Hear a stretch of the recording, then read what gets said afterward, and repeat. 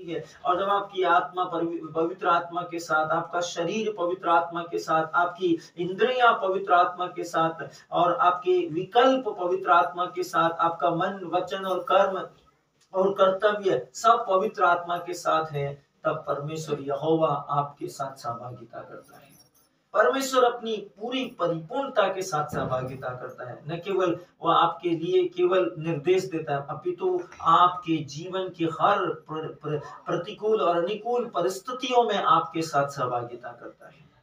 परमेश्वर सर्वशक्तिमान है, वो सच्चा है, वो वादों का खरा है, वो ईमानदार है, वो वफादार है, वो वादा करके कभी मुकरता नहीं है। उसने यदि कहा है कि मेरे पास आओ मैं तुम्हें विश्राम दूंगा, तो निश्चय उसने आपके लिए विश्राम की व्यवस्था की है और आपको विश्राम मिलेगा। लेकिन सवाल है कि वो बोलता मेरे पास आओ, जैसे वो चाहता है वैसे मेरे पास आओ, ऐसे नहीं जैसे आप परमेश्वर के पास अपनी इच्छा के साथ जाते हैं। नहीं, परमेश्वर के पास परमेश्वर की इच्छा के साथ जाइए, तब परमेश्वर आपके लिए दरवाजे खोल देगा। वे दरवाजे जो बंद है, वे दरवाजे जो किसी हालातों में नहीं खुल पा रहे, जिन्हें खोलना असंभव है, जिनके लिए हम सालों से प्रयास करें, परमेश्वर उन्हें खोल देगा। उसने कहा मुझसे मांग और मैं तुझे प्रदान करूंगा, मैं तुझे दूंगा, मैं तुझे तेरी प्रार्थनाओं का उत्तर भी दूंगा, मैं तेरे लिए दरवाजे भी खोलूंगा, मैं तेरी जीवन की स्थिति और परिस्थितियों को बदल दूंगा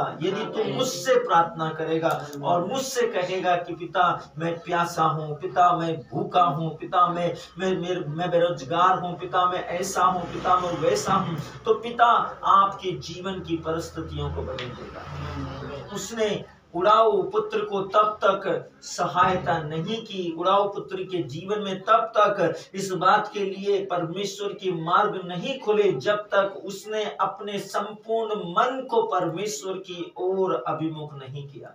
देखिए, जाइए बाइबल में और पढ़िए अपने जीवन में परमेश्वर के वचन में उड़ाऊ पुत्र का दृष्टांत है।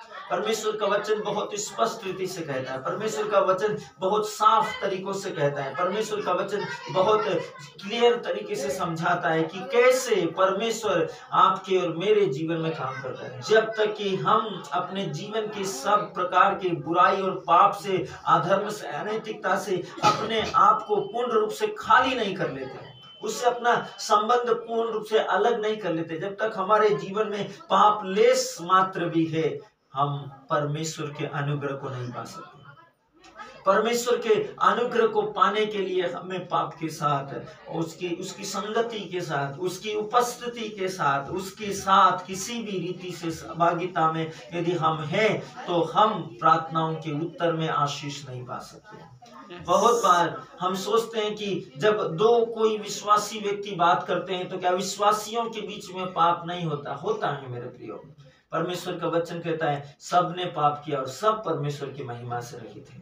विश्वासी भी पाप करते हैं, विश्वासियों से भी पाप होता है। मूसा से पाप हो गया, अब्राहम से पाप हो गया, दाऊद से पाप हो गया। सोचिए मेरे प्रियो, हर एक भविष्यवक्ता, हम अब्राहम को विश्वासियों का पिता और धर्मात्मा मानते हैं, सत्यनिष्ठ मानते हैं। बाइबल कहती है कि अब्राहम से भी गलती हुई, मूसा जिससे परमेश्वर फेस टू फेस बात करता था, मूसा से भी गलती हुई। अब दाऊद जिसने परमेश्वर के वचन के अनुरूप सुना कि मेरे अनुकूल, मेरे मन के अनुकूल, मेरे हृदय के जैसा एक मनुष्य। सोचिए कि ये बातें परमेश्वर ने मनुष्यों में से किसी से नहीं की, लेकिन दाऊद के लिए की।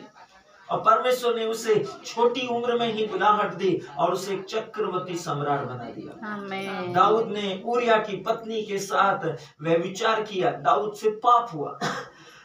परमेश्वर जानता है। परमेश्वर सैमसन जिसको परमेश्वर ने अद्भुत सामर्थ्य दी थी, अद्भुत ताकत दी थी, एक व्यभिचारिणी के संगति में रहकर उसने परमेश्वर की महिमा में सामर्थ्य को खो दिया, परमेश्वर की अधिकार को